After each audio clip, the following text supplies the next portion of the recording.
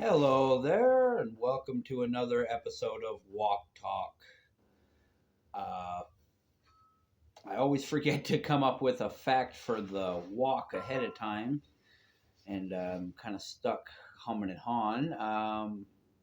I have yet to use this to see if it works as a sled. I think I put that as a fact on a previous episode, and so I should probably think of something new.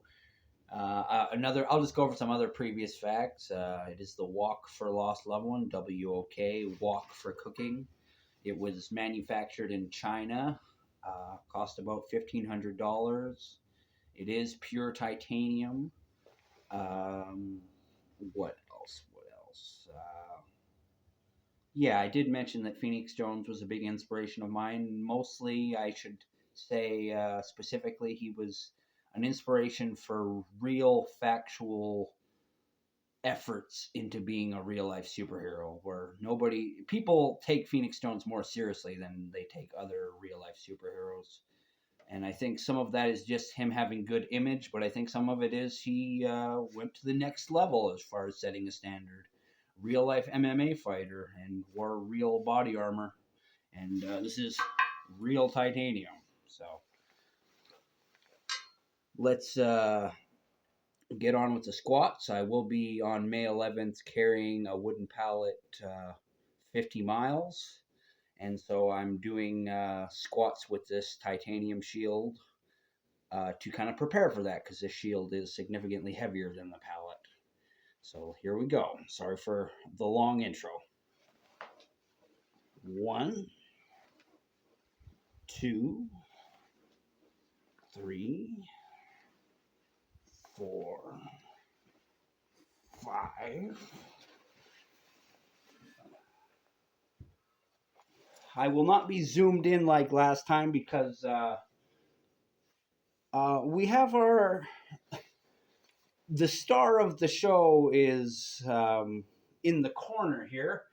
And when I zoom in, I take up that corner and I completely cover him up. So I want to see his reactions. I don't want to just hear his reactions. I want to see him reacting. And so we're zoomed out now. So I can be on camera and we can all be on camera. Look, there's Phoenix Jones. We're all here. Alrighty, let's hurry the fuck up because, boy, we're almost 3 minutes into things. And I wanted this video to be a little bit longer, but only by a couple minutes. Always on a crunch for time. So, without any further delay, here is more of Super Sweet Shirt Co. From his X-Cast reaction to the rise and fall of Seattle's real-life superhero, our hero and my hero and yours, Phoenix Jones. Here we go. Certainly an outlier. So we already see that the local superheroes are very uncomfortable because this guy's going out, he's going around and he's fighting crime with his fists and breaking things up. He's getting himself into situations that are dangerous.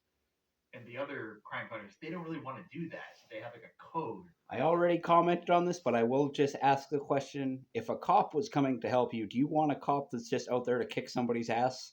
Or do you want a cop that's going to help you? I'll just leave it at that.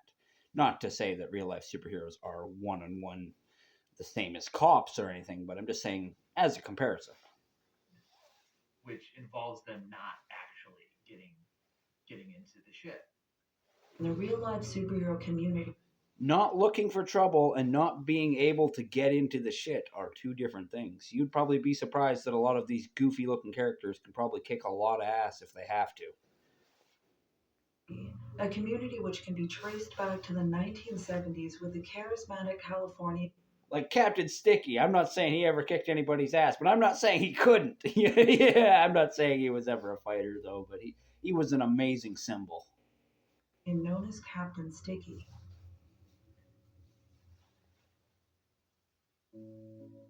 Retiring in his 20s after inventing corrugated fiberglass, Richard Pesta of San Diego devoted his life to becoming America's first Cape Crusader. Like many after him, Captain Sticky's approach was non-violent. His costume and outrageous persona served as bait for the media, who gave him a platform he needed to speak out against injustices, such as the poor conditions of elderly homes or greedy auto mechanics outcharging their less knowledgeable customers. I just love that he's fighting real injustices that affect people, and he's not just running around fighting anybody. He's doing it another way.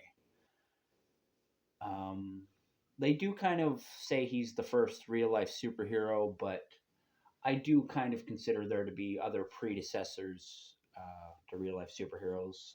Somebody that I bring up a lot is Emperor Norton, the Emperor of the United States. Um, he made himself a symbol and appointed himself to a position of power, and because the things he said were reasonable, people listened to him, and they even worked to get him taken out of the mental institution when they tried to lock him up for being the emperor. I just wanted to comment on that there are characters that came before um, Captain Sticky. Of the modern era, many cite Master Legend of Florida as one of the first to seek out crime and physically intervene. Master Legend is a friend of mine on Facebook. He goes by the name Steve Vincent, but I've recently found out that is not actually his name. He was just kind of trying to look like he was playing by the Facebook rules and put like a regular name on his Facebook account because that's what they want on Facebook. But apparently, his name is not Steve Vincent, but he is Master Legend. Get a taste of that next time you hurt a little kid. Patrolling Winter Park just outside of Orlando, Master Legend comes equipped with his Master Blaster, a homemade cannon that fires plastic Easter eggs filled with cayenne pepper and rock salt. While Master Legend and Captain I would never want to be on the receiving end of any of Master Legend's gadgets. They seemed like kind of hardcore shit, like you see him smashing that cinder block, and it's like, okay, if you better not go hurting little kids, because fucking Master Legend is out there, and he's an amazing symbol. and Sticky were novelties at their time of arrival. In recent decades, Master Legend and Captain Sticky. One of them has a something that sounds like it's a step up. It might even be a step below a potato gun. It fires Easter eggs with cayenne pepper. I think that's what they said. an influx of individuals following in their footsteps I wouldn't want to get shot by it. began to permeate the streets of metropolitan cities. Mr. Full Moon of Tokyo, Japan. And to be fair, I'm not gonna say it's necessarily a good idea to go running around with improvised weapons, but every real life superhero has their life they live, and they find out what works for them. And so, what may seem to be an irresponsible thing to carry in Grand Prairie may not be irresponsible where Master Legend is currently roaming. I believe he's in Little Rock, Arkansas. Arkansas? I don't know how to pronounce anything. And the Black Rat of Sydney, Australia. The more news outlets reported on these individuals, the more they seemed to crop up. Calls himself the Shadow Hair. Names like Asylum, Fool King, and Professor Midnight. Although often accused of being naive, many of these heroes understand the scope of what they can realistically accomplish inside the law. While ideologies vary within these individuals and organizations, common mantras include staying safe, remaining on the good side of law enforcement, and making a difference where one can. But not only did Phoenix Jones stand in stark contrast with his community, he seemed to look down on them. I don't call them real-life superheroes, he told writer John Ronson, who interviewed Jones in an emergency room as he was being treated for a stab wound. I call them real-life He's 100% right here. When you wake up one day and decide to put on spandex and give out sandwiches, something's a little off. I don't call them real life superheroes. That's 100% true. And that's probably why the the other superheroes who hand out sandwiches are a little angry. They don't like it. Yeah, I mean, if you were doing something, literally anything, and you saw somebody else doing the same thing but also beating the shit out of people, I think most people would be against that. But I understand that people see his combat as a proactive assault on criminals. But I completely disagree. I do think you are still a superhero if you're handing out sandwiches. And even Phoenix Jones has gone back on this, and he himself has handed out stuff in good faith. Um, and he kind of said, he kind of buried the hatchet for all other real life superheroes and said, we're all in this together, or something along those lines. But he did make this statement, and this statement definitely damaged the cooperation of the real life superhero community, because he could have just acknowledged there are other people doing different things and going into the same risky areas, or helping people that are living at risk lives, and therefore you have to go into those spaces. Um, but instead, he's like, "Oh, you're real life sandwich handlers," and it's like, it's just an arrogant way to be. Like, like I don't understand why it's a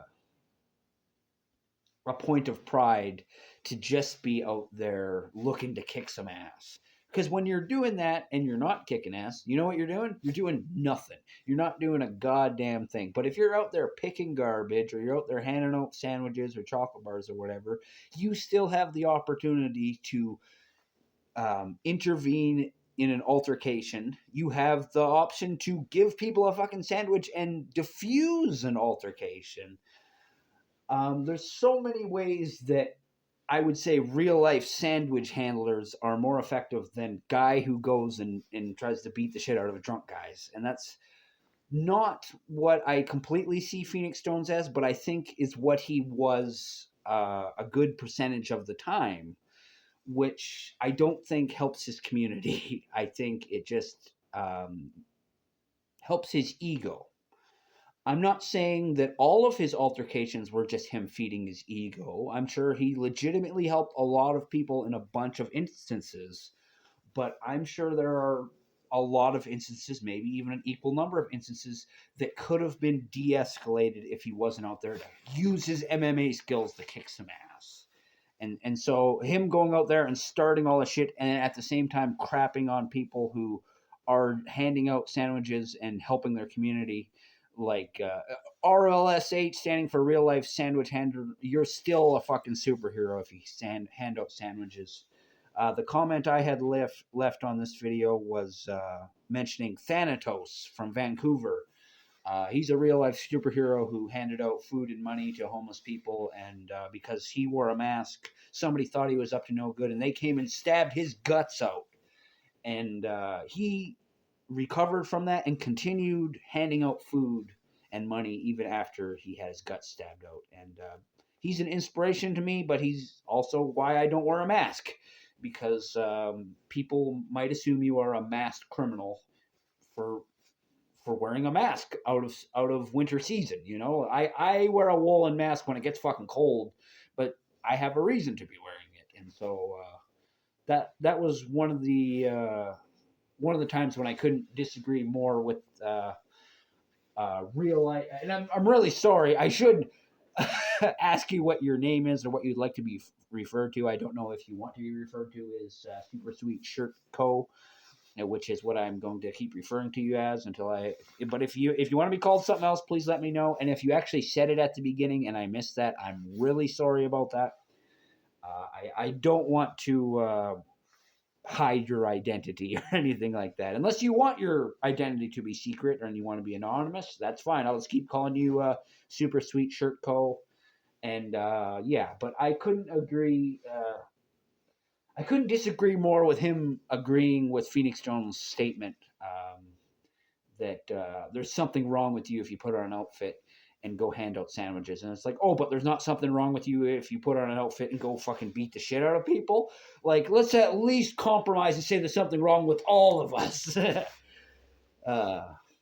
Yeah. See the symbol, be the symbol. What you do is what you present to the world. And if you present yourself as a crime fighter, that symbol sticks with a lot of people. A lot of people see Phoenix Jones as the real deal motherfucker who makes other guys look like real life sandwich handlers. But real life sandwich handlers get stabbed in the guts too. That's my main message. That's what I want to get across this time anyways. I'm going to go on for just a little bit longer because I wanted to stretch this one out just a little bit. Let's just listen to a little bit more. They don't actually want to do work. Sandwich handlers. But this separation from the community Fighting and working are not the same thing. I'll just leave it at that. didn't seem to hinder Phoenix. On the contrary, by mid-2011, Phoenix was well on his way to becoming the world's most famous real-life superhero. During his patrols, Jones would be approached for pictures, autographs, even requests for video shoutouts. This is Phoenix Jones. If you're not listening to bass rock, you're foolish right now. Seriously. And it wasn't long before Phoenix Nobody's more famous in the RLSH. He is the number one as far as fame El Caballero, goes. whose appearance seemed to pay tribute to luchadors, became one of Jones's closest allies. You're not a wimp if you call 911. Purple Rain, whose focus was domestic assault awareness and prevention, served as strategist and monitored a police radio in order to direct the group to where they might be needed. So I went to the City of Seattle's website where the police file all their reports. So I look and see what kinds of crimes are happening, if the police respond, and I just factor in all this different data. And I say, you know what, this is where we need to be. And that's how we find crime. Phoenix. See, there's a lot of stuff other than just going out on the street and being boots on the ground. There's all that information gathering that she talked about there. That's just as important or more important than getting into the actual conflict. There is a big, huge importance to having the bravery and the self-awareness to be able to put yourself into situations without getting yourself hurt or hurting other people. That requires bravery, you know? Like, there are people who are scared to interject themselves in situations, but if you're a real-life superhero, whether you're handing out sandwiches or you're full-on Phoenix Jonesing it out there, you need to be able to protect others, or at least have the inclination to want to de-escalate situations the same as protecting. Stopping violence, whether you stop it with a shield or you stop it with words, you stop the violence. And I think stopping violence is but then again, I think that's the way to go. But when things break down and you have an escalation, it helps to be the MMA guy who can actually end a fight. Yeah, I'll just leave it at that because we are out of time. I am Captain Canada, Joseph Arthur Roszell. I want to thank you for watching. I want to wish you all luck in the world. I love you, and I want you to know that suicide is never the answer. Peace out. For now.